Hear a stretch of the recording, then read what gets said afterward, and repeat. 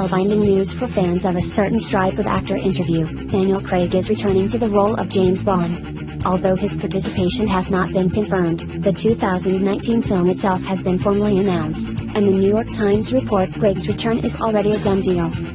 Clearly, this forces a slight reordering of Daniel's least desirable icons, as voiced 2 years ago during the promotion for the most recent outing for the franchise, Spectre. Back then, he explained he would rather break this glass and slash my wrists than play Bond again.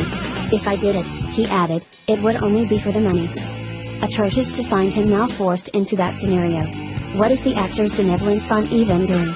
Anyone? Surely there should be a basic safety net to prevent performers from feeling they have no choice but to spend months having it off in Aston Martins in the cinematic version of Masked Traveler magazine. That the acting game is the hardest game in the world is an axiom disputed only by the more narcissistic creatures of the sub-Saharan desert salt mining community. But what is the hardest game within the game of acting? What is the profession's North Face, its Stalingrad, its final frontier?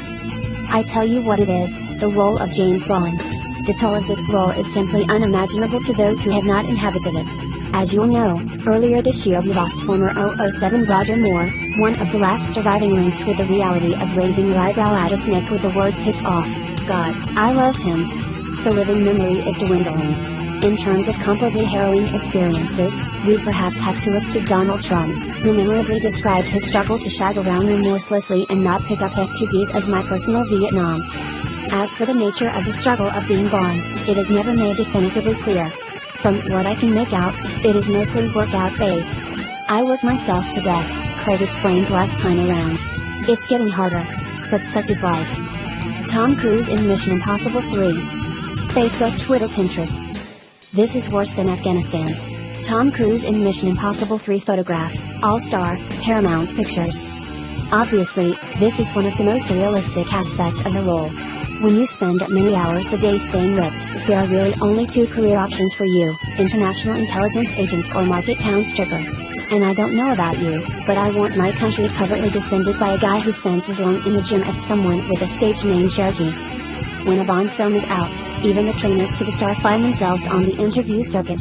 As an ex-military man, explained his trainer on Spectre, I think I was uniquely placed to understand the discipline, mental strength and stamina required in order to train to become the ultimate cinema super spy, James Bond. And he wasn't the only man connected to the movie to bestow the Jim Bunny equivalent of a Purple Heart on Daniel. He went into a 6-month physical thing that really transformed his body, explained the producer, Michael G. Wilson. I've never seen anything like it. He must have added, I don't know, 10 inches to his thighs and the whole chest. He actually transformed himself. And he kept at it. And he eats this scientifically controlled diet all the time, and he goes to bed at 9 o'clock at night when he's making the movies. He's like a monk. Damn straight. A monk. A soldier monk. A soldier monk on tens of millions of dollars. This view of the deployment is certainly one shared by Tom Cruise's lawyer, who once decreed that Tom being on a movie set was akin to doing a tour of Afghanistan. That's what it feels like, agreed Cruise himself, and certainly, on this last movie, it was brutal. It was brutal. It's a sentiment likely to ring true with all those soldiers who spent how many summers declining to come out of their win if it goes on the basis that they weren't really feeling it that morning. Guys, you're delaying shooting of the Taliban. I had the perfect light for your leg to get blown off by an eye, and an entire regiment sitting around waiting to shout action to their helmet cams. If you're not happy with the fruit basket, we can talk. Still, if you weren't happy with that analogy, Cruise had another. A sprinter for the Olympics, they only have to run 2 races a day, he explained. When I'm shooting, I could potentially have to run 30, 40 races a day after day.